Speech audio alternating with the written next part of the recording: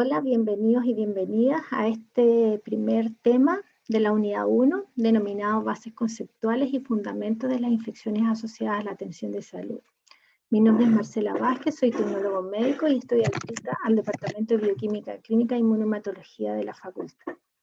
Voy a dejar apagar el video ahora para que no se interrumpan las imágenes. Bueno,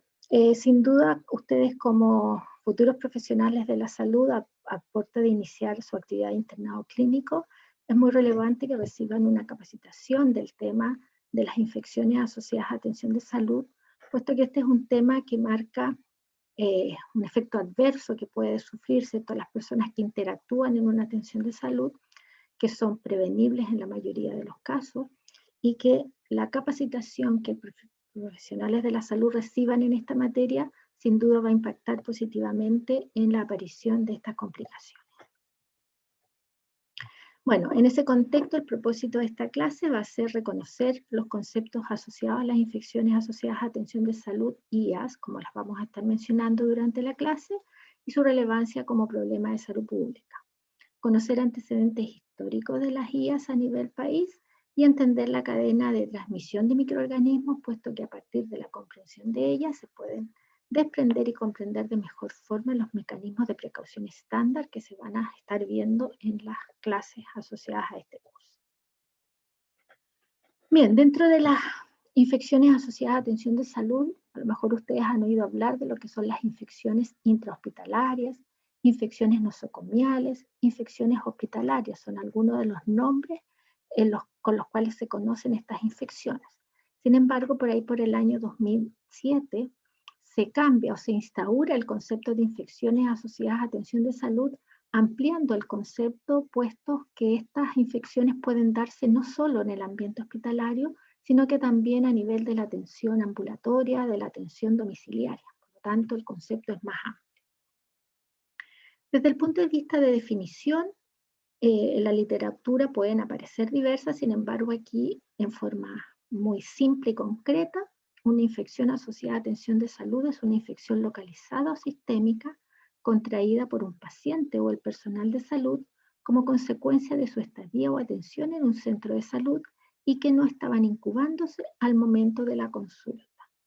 De esta definición quiero relevar dos aspectos, que no olvidar, que estas infecciones se pueden dar tanto en los pacientes como en el personal de salud indistintamente, y que para que se catalogue como infección asociada a atención de salud debe haber ocurrido al menos 48 horas, debe aparecer al menos 48 horas después de la admisión o del ingreso de la atención recibida, puesto que hay que descartar, como dice en su definición, que ésta haya estado presente antes de la atención de salud y solamente estaba en un proceso de incubación. Y en cuarto punto, ¿cierto? Destacar este concepto de que es un real problema de salud pública, puesto que la aparición de estas infecciones asociadas a atención de salud aumenta la mortalidad y morbilidad de los pacientes, lo cual sin duda tiene un impacto negativo, y también hay un incremento de los costos del sistema sanitario, de las personas involucradas, y por lo tanto la prevención de su ocurrencia va a generar, es muy necesaria. Bueno, dentro del camino recorrido en Chile, un poco mencionar, ¿cierto?, esta línea de tiempo de los hitos más relevantes. Comenzamos aquí entre el año 82 y 85 con la creación de comités y programas para la disminución de las infecciones intrahospitalarias, que era como se conocían en ese entonces,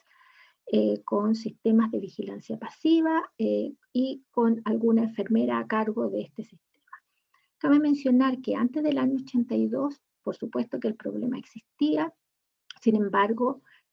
todo el tema de manejo, control y registros quedaba en forma un poco anecdótica, no sistemática y de acuerdo a las indicaciones de cada centro hospitalario, centro de salud. Bien, continuando con la línea de tiempo, entonces, entre el año 86 y 85 se generan cambios y mejoras en este sistema, siendo un hito muy relevante que se cambia a un sistema de vigilancia activa obligatoria. ¿En qué consiste ese sistema de vigilancia activa? Consiste en que va a estar a cargo de profesionales específicamente capacitados para esta situación, quienes van a ser monitoreo sistemático de los pacientes en riesgo mediante la detección de hallazgos clínicos y su correlación con resultados de laboratorio y comparándolo con estándares ya definidos que van a permitir catalogar si esa infección corresponde a una IAS o no. Y también en esos años se generan las normas de prevención y control de infecciones intrahospitalarias. Si seguimos en la línea de tiempo, el 2008 se inicia la instauración de un sistema informático, una plataforma informática denominada Sistemas de Información de la Calidad de la Atención y Resultados Sanitarios, SICARS, que es la plataforma que empezó a consolidarse y donde se entrega toda la información relacionada con este tema, tanto de la red pública como privada, y que gracias a esto se generan los informes anuales en los cuales se van detectando cómo está la situación sanitaria en Chile al respecto y las medidas, lo que permite tomar decisiones para medidas de mejora continua en esta materia. En el año 2011 se genera la aprobación de la norma técnica 124 para prevención y control de IAS, que es la norma que rige hasta este minuto, que sienta toda la base estructural de cómo nos vamos a organizar en Chile en esta materia. Dentro de los hitos o de la información relevante que hay en esta normativa está la composición mínima del equipo a cargo del control, en la cual debe contar con médicos, enfermeras, un profesional de laboratorio, microbiólogo y un personal administrativo para poder llevar a cabo esta importante tarea dentro de los centros de salud. Y me pareció importante incorporar el concepto del año 2020 con la pandemia que nos afecta desde entonces, puesto que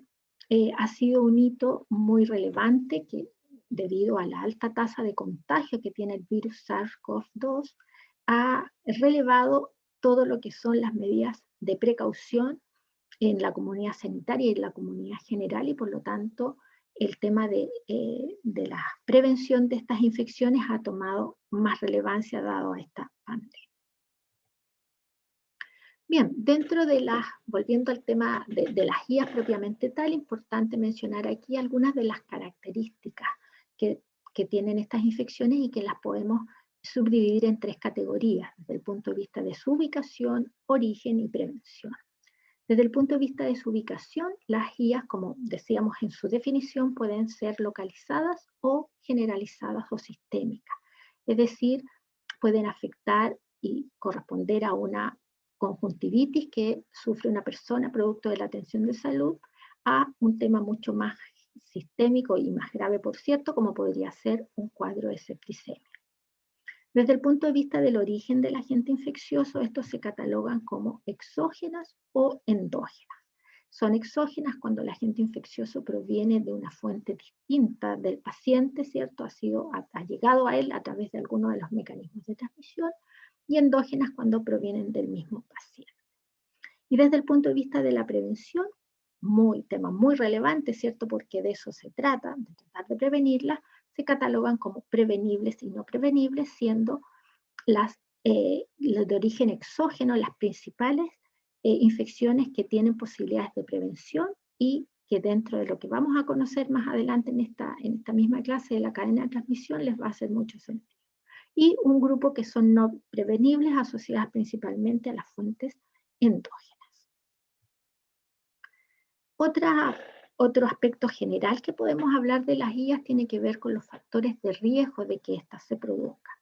Y esos factores de riesgo tienen que ver con 3 tipos, tanto del huésped como del agente o del ambiente. Respecto del huésped, ¿qué podemos mencionar? Hay ciertos pacientes que tienen mayores factores de riesgo de desarrollar las guías. Pacientes en edad avanzada, pacientes inmunosuprimidos, neonatos, son personas que tienen mayores riesgos de desarrollar IAS respecto de otras situaciones. Sin embargo, este es un factor de riesgo no modificable, puesto que cualquier persona que requiere una atención de salud debe recibirla de la mejor calidad posible para tratar de que esto no ocurra, que no sufra un efecto adverso producto de la atención. Respecto del agente infeccioso, Importante mencionar que estos suelen ser bacterias, virus, hongos o parásitos, siendo bacterias y virus los principales agentes infecciosos que generan IAS. Al respecto, es importante conocer la microbiología, ¿cierto? Las características microbiológicas de estos agentes, lo van a ver ustedes en otras temáticas dentro de este mismo curso, puesto que hay comportamientos distintos y las vías de transmisión pueden variar dependiendo del agente infeccioso. ¿Qué hay que tener para eso prevención? Conocer muy bien cuáles son ellos. Y finalmente, desde el punto de vista del ambiente, son uno de los principales factores modificables y que podemos manejar para tratar de evitar, corresponden a factores extrínsecos asociados a fuentes animadas, como serían el personal sanitario, los pacientes, los acompañantes, como fuentes inanimadas que pasan a ser los equipos y material usados para la atención de salud. Bien, ya mencionaba hace un instante lo que tiene que ver con la cadena de transmisión. Para que una IAS ocurra, deben interactuar secuencialmente una serie de factores que permite que un agente infeccioso ingrese y afecte a un hospedero susceptible. Eso es lo que llamamos cadena de transmisión del microorganismo y que la adecuada comprensión de esta cadena nos permite entender muy bien los puntos de prevención de esta misma. Esta cadena de transmisión se inicia con lo que llamamos reservorio. El reservorio es el hábitat donde viven cada uno de los agentes infecciosos, donde vive, se multiplica y reproduce el agente infeccioso. Estos reservorios pueden ser inanimados o animados, siendo los animados los más importantes, que suelen ser pacientes que están con un cuadro infeccioso. Luego viene la puerta de salida, que corresponde al punto en el cual el agente infeccioso abandona el reservorio,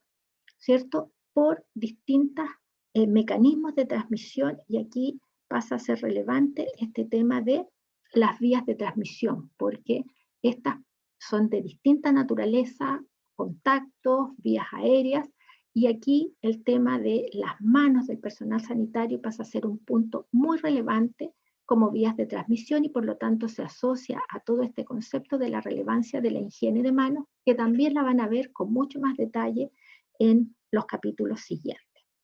Finalmente, en esta cadena de transmisión tenemos lo que se denomina puerta de entrada, que es el lugar en el cual el agente infeccioso ingresa a este hospedero susceptible, quien finalmente va a desarrollar un cuadro infeccioso, ¿cierto? Producto de este agente infeccioso que ingresa. Esto es lo que conocemos entonces como cadena de transmisión, tiene una serie de eventos, y el tema de los mecanismos de transmisión son muy relevantes de conocer, los van a ir viendo ustedes en el transcurso de este curso, para que así podamos aplicar las distintas medidas de prevención, porque en la medida que se cortan eslabones de esta cadena, ¿cierto? Esta finalmente no se va a generar. Ya que he mencionado del lavado de manos, no puedo dejar de mencionar en este capítulo introductorio a un médico obstetra húngaro, el doctor Ignaz Semmelweis, quien podríamos decir que es el padre de lo que es el lavado de manos. Él pudo, a mediados en el año 1847, pudo detectar la relevancia que tenían las manos como mecanismos de transmisión de estos agentes infecciosos, y pudo instaurar en su unidad un lavado de manos con solución clorada, logrando generar con esta simple medida una disminución muy significativa de la aparición de fiebre puerperal en las mujeres que eran atendidas en su unidad.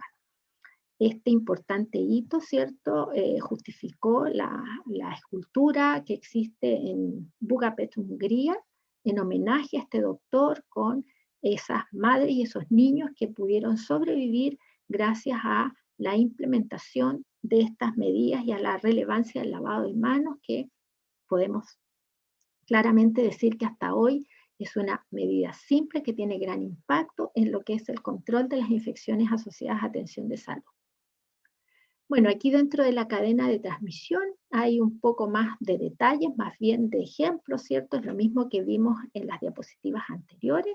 pero dentro del reservorio se dan ejemplos de lo que serían los reservorios animados e inanimados, las principales puertas de salida, los mecanismos de transmisión, como mencionábamos, contacto directo, contacto indirecto, en las manos como agentes de transmisión muy importantes, las puertas de entrada, que son muy similares a las puertas de salida, sumándose además las soluciones de continuidad de la piel, que pueden estar rotas por distintas situaciones y que son fuente de puertas de entrada de agentes infecciosos. Y finalmente, este hospedero susceptible, porque ya decíamos que dada la situación de base del paciente, hay ciertas personas que tienen mayor riesgo de sufrir una IAS respecto de otras. Bien, a modo de conclusión, ¿cierto? Recordar que las infecciones asociadas a atención de salud son un importante problema de salud pública que corresponden a aquellas infecciones localizadas o sistémicas que va a sufrir una persona o el personal de salud producto de la atención de salud recibida y que no se estaban incubando previo a esta interacción,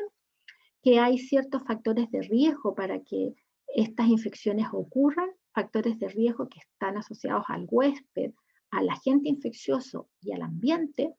y finalmente que existe una cadena de transmisión que implica cómo el agente infeccioso se traslada desde el reservorio al huésped, que tiene una serie de eslabones que van interactuando secuencialmente y que su adecuado conocimiento permite comprender de mejor forma lo que son las medidas de precaución estándar y de precaución específicas que vamos a seguir desarrollando en este curso. Finalmente dejo para ustedes 3 preguntas que les va a apoyar en su estudio de esta temática y les agradezco mucho su atención.